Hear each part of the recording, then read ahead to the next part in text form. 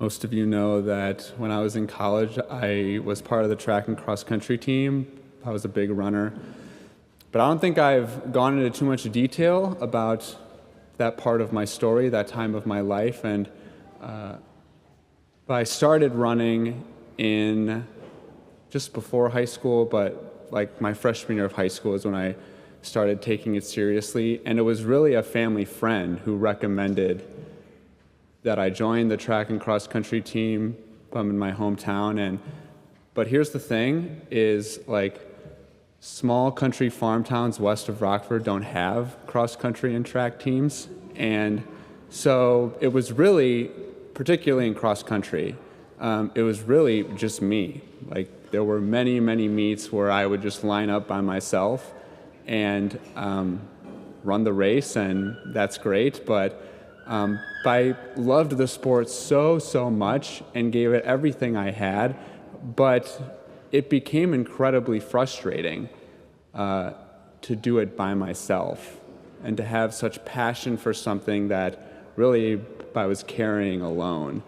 And there were many times, especially later, like junior year, senior year, where I came really close to walking away and being like, I can't do this anymore.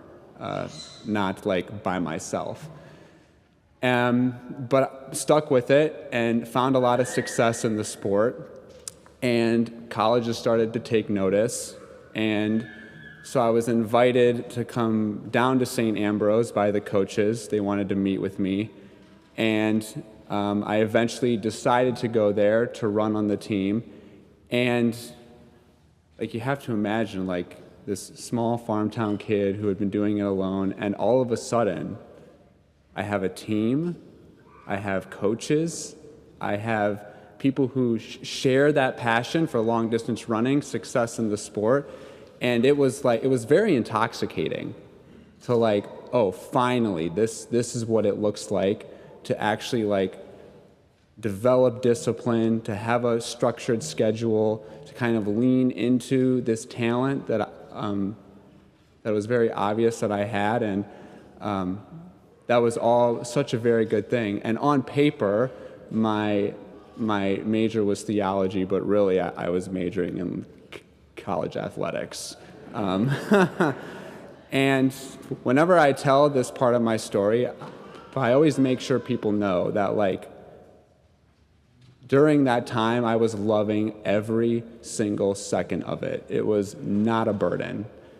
It was like, finally, this part of myself could reach its fulfillment, but also, the more that I leaned on my coaches, leaned on my teammates, I recognized that living my life this way, just the regimented structure that cross-country and track provide of like, when you take it seriously, it is the center of your entire life. Like sleep schedule, what you eat, when you like it's all revolves around like making sure that your body is ready for race day so that you can destroy the competition. but I don't think that way anymore. But I really carried that mindset into seminary, so started discerning the priesthood. It became very clear that seminary was the next step for me, and carried that like extreme discipline into seminary. And I know what you're thinking. You're like, wow, that probably transitions well into the life of a seminarian. Well, running almost 100 miles a week doesn't equate to praying in the chapel.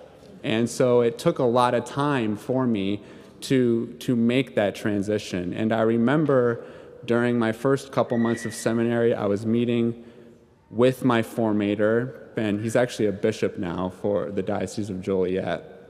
But he sat down with me and he was like, listen, Grant, like normally, because I carried that same schedule into seminary, so like waking up in the morning to run, then going to mass, then going to class, maybe going back to the gym like a second time in the afternoon. And my formator was like, listen, you have to calm down.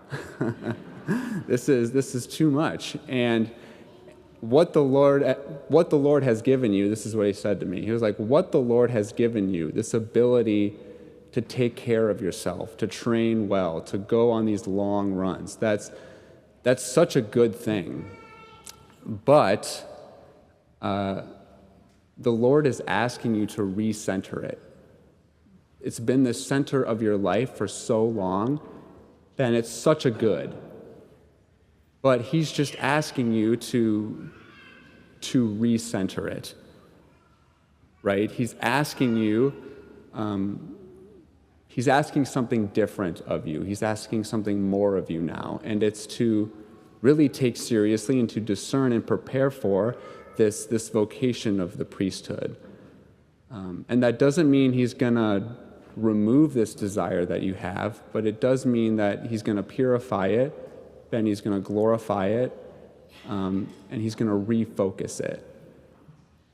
And we see that theme of recognizing gifts, recognizing the goods that we've been given by our Lord, but refocusing them, shifting them. We see that theme on display within our gospel for today. We meet this man, Jesus is telling this parable of this man who clearly recognizes that he has been blessed with many good things. And maybe they are material things, food, clothing, shelter, but maybe they're also talents. Maybe he's just really good at really specific things. And he says to himself, I recognize that this is good. Then I really appreciate how Jesus uses the word goods here. Because we can all name, yes, things that we're good at, but also the material goods, the things that we possess, and we recognize that they are good.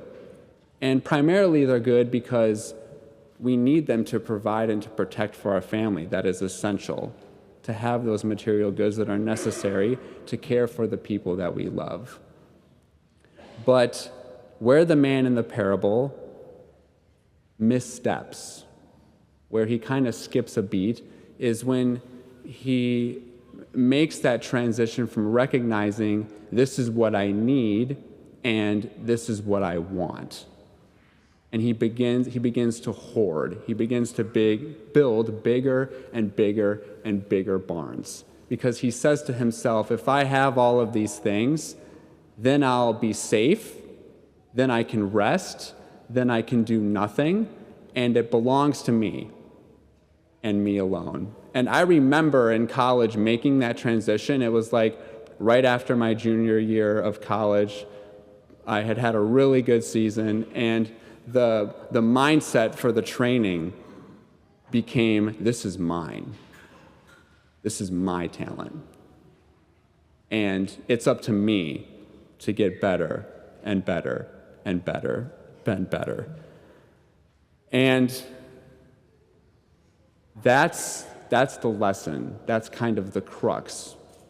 When that transition happens between recognizing this is what I need to provide and protect and to be healthy, and to know this is what I want and need to be happy. I have to possess this thing in order to have purpose. And that's the lie. That's what Jesus is commenting on. When the material goods, the talents that we have, become the ultimate source and end of who we are. That's where Jesus says in the parable, no. Do not let the material goods of this world possess you. Do not let them be the final end for which you are striving. We recognize that they are good and that they are useful to us, and we exhaust the fact that they are good. We use the clothing that we have, the cars that we have, the roof that's over our head. We tend and we care for it. We go on walks, we go on runs, but maybe we don't try and break 4 minutes in the mile. But that's the difference. We exhaust the goods, but we don't allow them to possess us. Because when we lean into that truth that these things are good, but they are not our final end, we recognize that the only thing we take with us when we die is what we have given away.